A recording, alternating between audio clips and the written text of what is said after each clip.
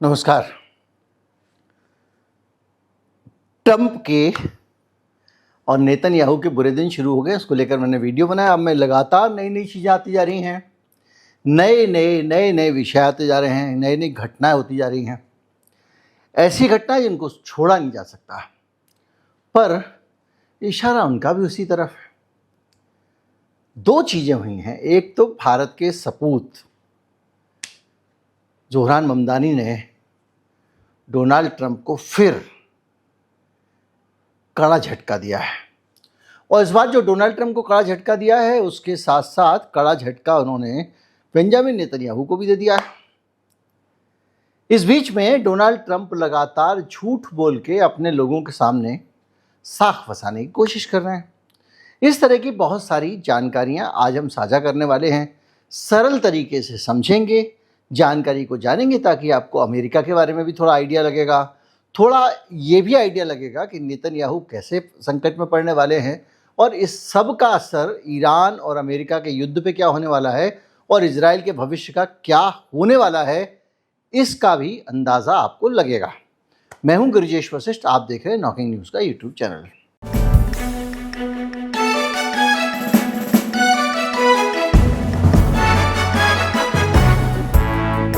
बातचीत शुरू करने से पहले ये समझें कि प्राइमरीज क्या होते हैं, क्योंकि ये प्राइमरीज के चुनाव थे। भारत की तरह नहीं होता कि यहाँ पर, पहले मैं कई बार डिस्कस कर चुका हूँ कि यहाँ पर पार्टियों की तानाशाही है, जिसको हम लोकतंत्र कहते हैं।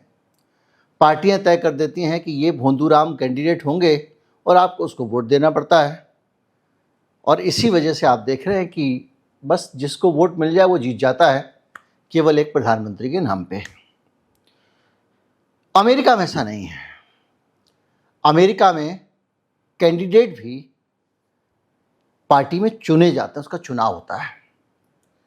तो जो लोकसभा चुनाव का समझ लीजिए उम्मीदवार चुना जाना है, वो भी चुनाव से तय होगा। तो जो चुना जाता है जैसे आदमी को, इस तरह से उसको कहते हैं प्राइमरीज। प्राइमरीज मतलब सांसद का कैंडिडेट चुनने का चुनाव। जिस चुनाव में आप ये चुनते हो कि सांसद का कैंडिडेट कौन हो, तो वो हुई है प्राइमरीज। अब हुआ ये है कि न्यूयॉर्क से कुछ ऐसी खबरें आई हैं, जोहरान ममदानी ने ऐसा कमाल किया है जिससे अमेरिका के अंदर के यहूदी किस तरह से बेंजामिन नेतन्याहू से नाराज हैं, गाजा के मामले पर भी इजराइल की नीतियों से सहमत नहीं है, इसका पता लगता है। अब जो लोग धर्म के नज़रिए से देखते हैं, उनके लिए फिर ढक्कन खोलने वाली दिमाग के मौका है कि सारे यहूदी एक जैसे नहीं होते, सारे मुसलमान एक जैसे नहीं होते, सारे हिंदू एक जैसे नहीं होते। तो ये उदाहरण है। हुआ क्या है कि इसमें जो डेमोक्रेट उम्मीदवार चुने जाने थे, उसमें 2-3 लोग ऐसे चुन गए हैं जो घनघोर इजराइल की नीतियों के विरोधी हैं, जो वामपंथी हैं, और जो ये मानते हैं कि गाजा के अंदर इजराइल अत्याचार कर रहा है। 3 बड़े मुकाबले हैं जिसमें तीनों ममदानी समर्थक उम्मीदवार जीत गए हैं, और इजराइल की ये लोग आलोचना करते थे। नेतन्याहू का नाम इसलिए आ रहा है क्योंकि बड़ी संख्या में लोग वहाँ पे ऐसे हैं जो नेतन्याहू की नीतियों के खिलाफ बोलते हैं। उन्हीं लोगों को उम्मीदवारी का चुनाव वो जीत गए हैं। और हारे कौन हैं? हारे वो लोग हैं जो नेतन्याहू के सबसे नज़दीकी माने जाते थे। अब मैं नाम वाम पे जाऊँगा तो आप ब्रेड लेडर वगैरह वो सब आप चक्कर में पड़ जाओगे, लेकिन कुल मिला के ऐसे लोग मजबूत हो रहे हैं डेमोक्रेटिक पार्टी में, जो गाजा युद्ध का विरोध करते हैं। सैन्य सहायता में कहते हैं शर्तें लगाओ नेतन्याहू पे, ऐसे नहीं उठा के आपने हथियार दे दिए, और नेतन्याहू की आलोचना करते हैं, और वो ये कहते हैं कि सरकार भी करे। ऐसे 3 लोग जीत गए। अब आप सोचिए कि ये सिचुएशन एकदम बदल गई है। 2023 से एकदम सिचुएशन बदल गई है। तो अब आप समझें कि ऊंट किस करवट बैठ रहा है। तो ये एक बुरी खबर है, और इसलिए भी बुरी खबर है कि इजराइल की राजधानी तेल अवीव से भी ज़्यादा ये माना जाता है कि यहूदी न्यूयॉर्क में रहते हैं। कुछ लोगों का कहना है कि दूसरे नंबर पर रहते हैं, यानी जो यहूदी हैं वो जायोनिस्ट नहीं है। अब जायोनिस्ट शब्द आप बार बार सुनते होंगे, थोड़ा सा उसको भी समझ लेते हैं। जायोनिस्ट जो सिद्धांत था वो ये था कि यहूदियों को अपना मुल्क मिलना चाहिए और वो अपना अलग एक स्वतंत्र यहूदी मुल्क के लिए जो संघर्ष करने वाले लोग थे वो जायोनिस्ट थे।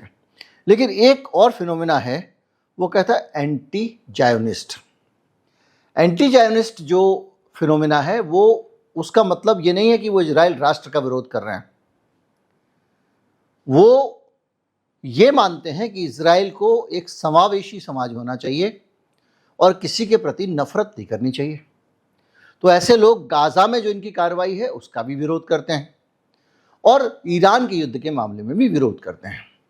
अमेरिका की अंदरूनी राजनीति के अंदर भी जो बुरा असर पड़ रहा है डोनाल्ड ट्रंप के ऊपर, इससे वो यही पड़ रहा है कि डोनाल्ड ट्रंप के दो जो समर्थक लोग हैं मागा वाले, वो भी नहीं चाहते कि ये जाके वहाँ पंगे ले।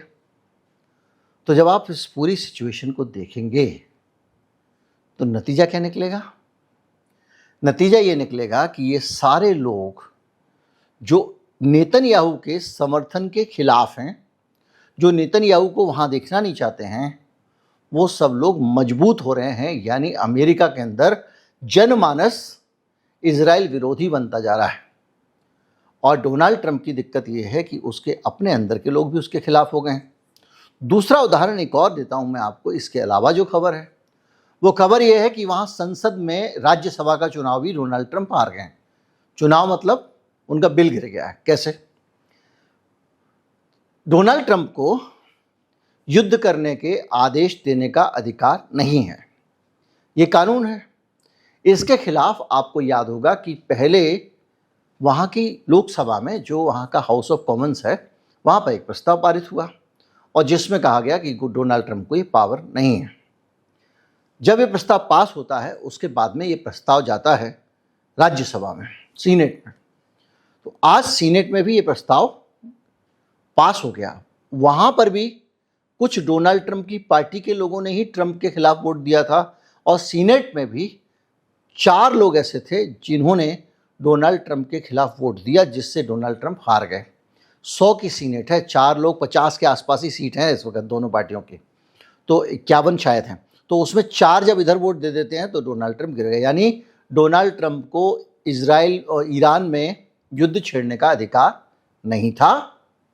ये वहाँ की संसद का फैसला है। यानी डोनाल्ड ट्रंप यहाँ पर भी फंस गए, यहाँ पर भी मारे गए। अब इस वीडियो को हम यहाँ पर भी ख़त्म कर सकते हैं कि किस तरह से 2 बड़ी खबरें, जो बुरी खबरें हैं डोनाल्ड ट्रंप के, और जो ये बताती हैं कि आने वाले समय में डोनाल्ड ट्रंप को अब अपनी जो पॉलिटिकल, क्योंकि उनको नवंबर में लोकसभा चुनाव जीतना, मध्यावधि चुनाव वहाँ का, तो अपनी रणनीति बदलनी पड़ेगी। और दुर्भाग्य से इस चुनाव के टाइम पे डोनाल्ड ट्रंप ने बहुत इंटेंसिटी के साथ अपनी रणनीति को, जिस रणनीति को अपनाया था, वो रणनीति हार गई है। यानी डोनाल्ड ट्रंप का जो इजराइल को समर्थन है और ईरान का विरोध है, ईरान के ऊपर हमला करना, युद्ध करना, इन सारी चीज़ों को अमेरिका के लोगों ने पसंद नहीं किया है। यहाँ पर एक और चीज़ आती है कि अभी आपको याद होगा कुछ दिन पहले प्यू रिसर्च ने एक सर्वे भी किया था। उस सर्वे में भी बड़ी संख्या में लोगों ने कहा, करीब 65% के खिलाफ आसपास अमेरिकियों ने कहा कि ईरान में लड़ने के लिए ट्रंप को नहीं जाना चाहिए था। जब डोनाल्ड ट्रंप ये देखते हैं कि सारी चीज़ें खिलाफ जा रही हैं तो वो कोशिश करते हैं कि जो इजराइल समर्थक वोट है उसको कंसोलिडेट कर लें। उस वोट को कंसोलिडेट करने के लिए डोनाल्ड ट्रंप बहुत सारे झूठ बोलते हैं, जैसे कि वो नोबेल पीस प्राइज़ मिलना चाहिए मुझे, मैंने भारत पाकिस्तान के बीच शांति करा दी, ये तमाम सारी बातें वो बोल रहे थे। अब दोहराए जा रहे थे। उसी तरह के झूठ उन्होंने ईरान युद्ध के मामले में भी बोलने शुरू किए हैं और उसमें वो एक्सपोज होते जा रहे हैं। हालत ये हो गई है कि वहाँ पर जाके समझौता कुछ करके आते हैं और यहाँ आने के बाद कुछ और बोलने लगते हैं, और ऐसा कर करके इन्होंने जो है वो हद कर रखी है। अब आप सोचो कि क्या ऐसे शांति होगी, क्या ऐसे समझौता होगा? मैं आपको कुछ उदाहरण देता हूँ। ट्रंप ने दावा किया कि ईरान इस बात के लिए तैयार हो गया है कि अब परमाणु निरीक्षण वो अपने परमाणु इलाकों का कराएगा IAEA से, और उसने ये भी कह दिया कि वो आगे भी लंबे समय तक, अभी नहीं, लॉन्ग फ्यूचर के लिए भी अब ईरान के परमाणु हथियारों का निरीक्षण जारी रहेगा। ईरान कह रहा है क्या बकवास कर रहे, ऐसी तो कोई बात ही नहीं हुई है। और उनका कहना है ये ईरान का कि हमने एक्सेप्ट ही नहीं किया कि कभी आप ये करोगे, पहली चीज़। दूसरा, IAEA भी कह रहा है कि निरीक्षण तो होने चाहिए, लेकिन कह रहा है, ईरान कह रहा है कि हमने तो बोले नहीं कम कराएंगे, क्योंकि हमें भरोसा ही नहीं है। आप ऐसे समझो कि कोई दुश्मन के आदमी को अपने घर में कैमरे क्यों लगाने देगा, और ख़ास तौर पे जहाँ सेंसिटिव चीज़ें रखी हूँ, क्योंकि IAEA का रिकॉर्ड ये है कि वो अमेरिका के पिट्ठू की तरह काम करता है। ईरान का ये शुरू से आरोप है। दूसरा, परमाणु कार्यक्रम को लेकर भी ट्रंप कुछ भी बोल रहे हैं। उन्होंने कहा 23 तारीख को भी, no missile capability, no nuclear program. मतलब अभी तक तो मिसाइल पे कोई बात ही नहीं हुई थी। डोनाल्ड ट्रंप भाषण दे रहा था, आप सोचिए, ये आदमी कह रहा था कि उसको भी तो मिसाइल रखने का अधिकार है, अगर UAE को मिसाइल हो सकती है। हमने आपको आवाज़ उसका वॉइस सुनवाया था, अभी फिर सुनवा देंगे कि जब सऊदी अरब को रखने का है, UAE को रखने का अधिकार है, तो ईरान को भी अधिकार है।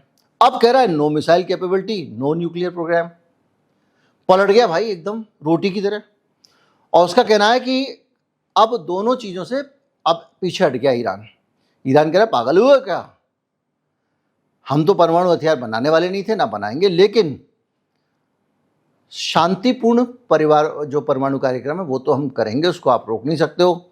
और समझौते में भी ये बात थी कि जो एनरिच्ड यूरेनियम है उसको, मतलब जो हमने शुद्ध कर लिया, माल मक्खन निकाल लिया है, अब उसमें दोबारा से मट्ठा डाल देंगे और दोबारा से उसको माइल्ड कर देंगे, मतलब जो हमारा यूरेनियम है उसमें उसको डाइल्यूट कर देंगे। ये बात हुई थी, अब ये अचानक लेके आ गया, यानी पूरी तरह। और ये क्यों कर रहा है डोनाल्ड ट्रंप? ये इसलिए कर रहा है कि इसको लग रहा है कि अभी मैं अगर ये बयान नहीं दूंगा तो लोग मुझसे और दूर भाग जाएंगे, और न्यूयॉर्क में उसने देखा कि यहूदियों की तादाद ज़्यादा है तो लोग मेरे साथ हो जाएंगे। तो इस वजह से ये आदमी खेल कर रहा है। इसी तरह से हार्मुज को लेकर भी भयंकर चोटमबाजी चल रही है। मार्को रूबियो ने कहा है कि कोई देश टोल नहीं लगा सकता, और ईरान के ने अमेरिका को आश्वासन दिया है कि वो कोई टोल नहीं लगाएगा। जबकि आप याद कीजिए पहले क्या आया था, जो इनका MOU आया था कि भैया 6 महीने जब तक बातचीत चल रही है तब तक टोल नहीं लगेगा। ईरान कह रहा है कैसी बात कर रहे हो। ईरान और ओमान ने मिलके बयान वापस कर दिया, कहा कि ये अंतर्राष्ट्रीय जल क्षेत्र नहीं है भाई साहब, ये हमारे घर में से निकल रहे हो आप, तो हमारे घर में से निकल रहे हो, हमारे समुद्री सीमा में से निकल रहे हो, आधी ओमान की आधी ईरान की है, तो पैसे देने पड़ेंगे। अब इसको लेकर भी पलट गया मामला। इसके साथ साथ आप देखें तो वाशिंगटन कह रहा है कोई टोल नहीं लगेगा, लेकिन तेहरान कह रहा है क्या बात करो, भविष्य में तो लगेगा, और अभी हमने खोल दिया है, अलग बात है। इसके साथ साथ जो समझौते की बात हो रही है, ट्रंप कह रहा है कि ईरान झुक गया है, परमाणु क्षमता खत्म हो गई है, क्षेत्र में शांति आ रही है, उसकी नेवी खत्म कर दी, उसका एयरफोर्स खत्म कर दिया, वगैरह वगैरह। ईरान गालीबाफ, जो वहाँ के जानते, कोई कालीबाफ को बोलता है, गालीबाफ कहता है, पर्शियन का मुझे ज़्यादा आइडिया नहीं है। जो स्पीकर है वहाँ के, जो वार्ताकार हैं, सबसे मुख्य तौर पे जो बात कर रहे हैं, वो कह रहा है कि अमेरिका की हार और ईरान की कूटनीतिक जीत है ये तो समझौता। तो झुक के समझौता करने के लिए आया, यहाँ पे झुक के बातचीत करने के लिए आया, समझौता कर लो वरना ये लगा दूंगा। वो नहीं होता, कई बार दिल जला प्रेमी होता है, या जो बहुत ख़राब टाइप का व्यवहार करता है पत्नी से, मायके वाले ले आते हैं, तो मायके के बाहर खड़े होकर कहता है मैं गोली मार दूंगा, अगर नहीं किया तो ये कर दूंगा। तो ऐसे ईरान कर रहा था, समझौता करो करके ईरान के साथ में अमेरिका कर रहा था। बहरहाल ईरान कह रहा है कि भाई साहब इसी मामले में भी, फ़िलिस्तीन वाले मामले में भी और उस सब मामलों में भी, कि फ़िलिस्तीनी मुद्दा उनकी विदेश नीति का अहम हिस्सा है और हमास को हम समर्थन करते रहेंगे। क्योंकि अब हमास यहाँ पर आपको जो बताया गया हमारे भारतीय मीडिया द्वारा वो ये कि वो आतंकवादी है, लेकिन वो आतंकवादी नहीं है। हमास एक वहाँ की पार्टी है, एक ऐसी पार्टी जो सशस्त्र संघर्ष कर रही है अस्मिता बचाने के लिए। क्यों? क्योंकि वो चुनाव जीती थी। अगर आप इसको ऐसे समझें कि कोई एक देश है जिस देश में एक चुनी हुई सरकार है, जो चुनाव हुआ था वो भी इजराइल की देखरेख में हुआ था, इजराइल ने हमास को मदद की थी। अब वो जो चुनी हुई सरकार है, उस देश के अंदर तुम घुसोगे, उस पर कब्जा करने की कोशिश करोगे, तो देश क्या करेगा? हथियार चलाएगा, गुरिल्ला युद्ध करेगा। तो हमास जब इनके ऊपर हमला करता है तो इसको कहते हैं आतंकवादी हैं। जो 17 अक्टूबर का हमला हुआ था उसको आतंकवादी हमले के तौर पे देखा गया, क्योंकि सिविलियंस पे हमला किया गया था। लेकिन हमास की जो बेसिक लड़ाई है या फिलिस्तीन की लड़ाई है, वो लड़ाई वैसी नहीं है जैसे कि हमको लगता है कि ये लश्कर ए तैयबा टाइप का कुछ हो। ऐसा नहीं है। हिजबुल्लाह भी एक पॉलिटिकल पार्टी है जो इलेक्टेड पार्टी है, और ये सब लोग अपने अपने देश, अपनी अपनी धरती के लिए लड़ रहे हैं, क्योंकि इजराइल इनके ऊपर कब्जा करने की कोशिश करता है। तो बहरहाल वो कह रहा है कि ईरान की भैया फिलिस्तीन हमारी विदेश नीति का हिस्सा है और हमास को समर्थन करते रहेंगे। हालांकि समझौते में गाज़ा का सीधा कहीं नहीं लिखा हुआ है, लेकिन ये ज़रूर कहा गया है कि हर जगह सैन्य कार्रवाई से इजराइल को रोका जाएगा। उसमें गाज़ा भी आता है, लेबनान भी आता है। अब अमेरिका कह रहा है ऐसा कुछ नहीं होगा। तो अमेरिका नहीं कह रहा है, ये डोनाल्ड ट्रंप का डर कह रहा है। डोनाल्ड ट्रंप को ये लग रहा है कि मैं मत विभाजन कर दूं, डिवाइड एंड रूल कर दूं, ईरान के खिलाफ अमेरिका के लोगों को बांट दूं। लेकिन जिस तरह से अमेरिका गाज़ा में बच्चों की हत्या की, अब तो संयुक्त राष्ट्र की रिपोर्ट 50 रिपोर्ट आ चुकी है, मैंने कल वीडियो बनाया था। इस सब के बावजूद आपको लगता है कि अमेरिका के लोग जो है मूर्ख हैं, या अमेरिका के लोग जो है जालिम हैं, नेतन्याहू की सोच के हैं, जो कुछ नहीं बोलेंगे? उनके अंदर गुस्सा है। तो उस वजह से डोनाल्ड ट्रंप उनको, अमेरिका के लोगों को ये भरमाने में कामयाब नहीं हो पा रहा है कि हाँ भाई, हम हर हालत में नेतन्याहू के साथ खड़े रहेंगे। अभी कुछ खबरें और भी आ रही हैं जिसमें मैं कल बाद में वीडियो बनाऊंगा कि डोनाल्ड ट्रंप खुद भी अपनी नीति बदलने और नेतन्याहू के रिप्लेसमेंट के बारे में भी सोच रहे हैं। अब वो क्या होता है पता नहीं, लेकिन स्विट्जरलैंड में बादशाह के बाद भी लहजा बदल गया है, सावधानी बरा है। ये भी उल्लेख करना इसलिए ज़रूरी है क्योंकि बहुत इंपॉर्टेंट है। Good foundation for a successful final deal, ये कहा जा रहा है। अब एक चीज़ और भी है, मज़ेदार बात। डोनाल्ड ट्रंप, मैं इसलिए कह रहा हूँ डोनाल्ड ट्रंप अपने वोटर को लिभाने के लिए कह रहा है, क्योंकि आप समझिए उसका लक्ष्य वोटर है। उसको ईरान को कुछ मिल जाए इससे दिक्कत नहीं है। ईरान में तो वो हारा हुआ मान के चल रहा है, ड्रामा कर रहा है। और ये ड्रामा क्यों लगता है? इसलिए लगता है कि अगर वो ईरान के खिलाफ होता और बार बार पलट रहा होता, झूठ बोल रहा होता, तो ईरान को इतनी फैसिलिटी कैसे दे देता? अब आप कहोगे फैसिलिटी, अरे फैसिलिटी की फैसिलिटी भाई, उसका तेल बेचने और तेल बेचने के रास्ते में सारी अड़चनों को दूर कर दिया है अमेरिका ने। जा भाई, बेच ले जितना तेल बेचना है। 60 दिन के लिए प्रतिबंधों से ढील दे दिया भैया, कोई सैंक्शन नहीं हो तेरे ऊपर। उसकी जो जमा रकम है उस रकम को भी खोल रहा है। अब अपने लोगों को समझा रहा है कि जो ईरान की रकम छोड़ेंगे हम लोग, जो हमने दबा रखी है जिसकी संपत्ति, वो छोड़ेंगे तो संपत्ति से हमारी माल खरीदेगा। इसी शर्त पे छोड़ेंगे कि उस पैसे से वो हमारा माल खरीदे। ईरान कह रहे क्यों भाई, हमारी मर्जी, हम जहाँ से चाहेंगे खरीदेंगे। अब डोनाल्ड ट्रंप वहाँ उसके मक्का के किसान हैं, उनके और सोयाबीन के किसान हैं, उनको लेके बहुत पगलाया रहता है क्योंकि उसका वोट बेस वही है। तो वो ये सोच रहा है कि इसको पैसे दे भी और दबा भी ले। मतलब ये है कि लाला के पास में, दुकानदार के पास में आपने जाके पैसे जमा किए कि भैया जमा क्या किए, लाला ने पैसे हमारे लेके रख लिया। 500 का नोट दिया था, बोले नहीं देते जाओ, तेरा हमसे झगड़ा है इसलिए नहीं देंगे। ठीक है भैया, अब झगड़ा खत्म हो गया, जो पैसे लेने जा रहा है पैसे नहीं मिलेगा, सामान ले ले कुछ। तो ये कर रहा है अमेरिका। ईरान से उस पर भी डिस्प्यूट है। लेकिन कुल मिला के प्रतिबंधों पे ढील हो गई, हार्मूज से अमेरिका ने अपनी नाकेबंदी खत्म कर ली, तेल से कमाई शुरू हो गई है, फ्रोजन एसेट उसको मिलने वाले हैं, युद्ध रुक गया है। तो भैया सब कुछ तो ईरान को ही मिल रहा है। पर डोनाल्ड ट्रंप अपने इलाके में लोगों को कह रहा नो, हम ये कर देंगे, वो कर देंगे, तमाम सारी बातें कर रहा है। तो अब आप अच्छी तरह से ये बात पूरे इस वीडियो का निचोड़ देखें तो ये है कि डोनाल्ड ट्रंप घबराया हुआ है, पहली चीज़। दूसरा, अमेरिका के अंदर अब इजराइल का समर्थन करने वालों के लिए मुश्किलें बढ़ने वाली हैं। वहाँ के यहूदी भी बहुत पहले से वो विरोध प्रदर्शन वगैरह कर रहे थे, लेकिन चुनाव में ऐसे नतीजे आएंगे, और ये ज़ोहरान ममदानी का कमाल है। तो ये भी वहाँ पर चीज़ जो है वो ट्रेंड आ रही है, वो जिससे दिखाई दे रहा है कि डोनाल्ड ट्रंप के लिए अब मुश्किलें आसान हो रही हैं। तो अभी जो दिक्कतें बहुत सारी चल रही थी, तो कुल मिला के डोनाल्ड बाबू ट्रंप बुरी तरह फंस गए हैं और नेतन्याहू का साथ देके अब वो मरने वाले हैं। लेकिन वो कोशिश करें ज़्यादा से ज़्यादा नेतन्याहू का समर्थन देता रहूं, ताकि एक लॉबी जो है वो साथ खड़ी रहे, नहीं तो वो भी भाग जाएगी। वामपंथी और बाकी लोग तो अति राष्ट्रवाद के कारण इसके पहले ही खिलाफ थे, लेकिन ये लंबे समय तक नहीं चलेगा, तो अब उसको पलटना पड़ेगा बादशाह। तो कैसे करेगा, क्या करेगा, ये भविष्य का सवाल है। लेकिन अभी अमेरिका के अंदर से जितने भी संकेत मिल रहे हैं वो यही कह रहे हैं कि भैया डोनाल्ड बाबू ट्रंप, तुम्हारे समाचार हुए समाप्त।